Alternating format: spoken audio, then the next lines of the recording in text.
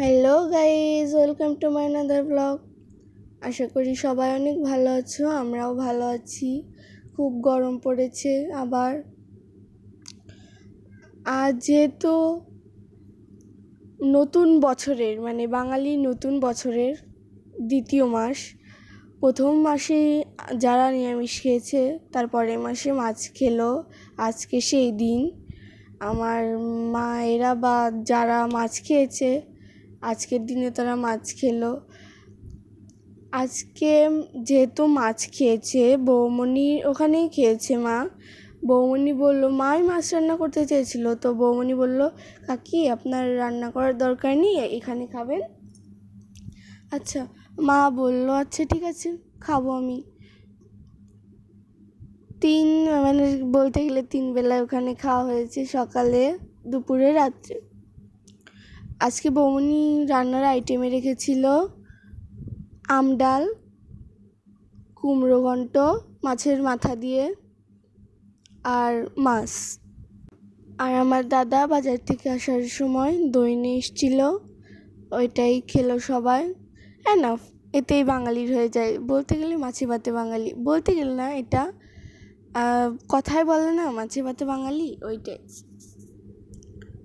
আসলে বাঙালির সীমিত খাবারই যথেষ্ট তাদের জন্য। আজকের ব্লগটি খুবই খুবই খুবই সীমিত। আসল কথা কি, তোমরা আমার ব্লগটা দেখো না, আমার খুবই খারাপ লাগে তাতে। তোমরা যদি আমার পাশে না থাকো, আমি জীবনে হয়তো এগোতে পারবো না। তোমরা যদি আমার পাশে থাকো, আমাকে সাপোর্ট করো, জীবনে আমি হয়তো এগোতে পারবো। তোমরা পাশে না থাকলে কিছুই হবে না। তো বৌমনি ওই ঝোলের সাথে মরিচটা বেটে দিল, কারণ এখনকার মরিচে মোটেই ঝাল নেই, এই জন্য। গ্রাম্য এলাকা বলে এদিকে এই পাতা ছাতা দিয়ে রান্না হয়, আরও কী খড়ি কাঠি দিয়ে রান্না হয়। তারপর এদিকে মাছও হয়ে গেল, বৌমনি মাছ ঢেলে নিচ্ছে। মাছের কালারটা অনেক সুন্দর এসছে। এটা হচ্ছে রুই মাছ। আমি বাড়ি ছিলাম না, ভেবেছিলাম আজকে টিফিনে চলে আসবো, যেহেতু সামনে পরীক্ষা, ওই জন্য আর টিফিনে আসলাম না।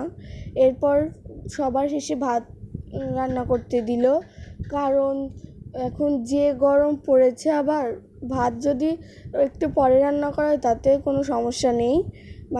অনেক রাত অবধি ভাত থাকে যদি বেলায় রান্না করা হয়। যদি সকালে রান্না করো, তোমরা রাত্রে ভাত খেতে পারবে না, কারণ অনেক ভাতটা নষ্ট হয়ে যায়। যাই হোক, আজকের ব্লগটা ছিল এ পর্যন্তই। কেমন লাগলো অবশ্যই কমেন্ট করে জানাবে। বাই।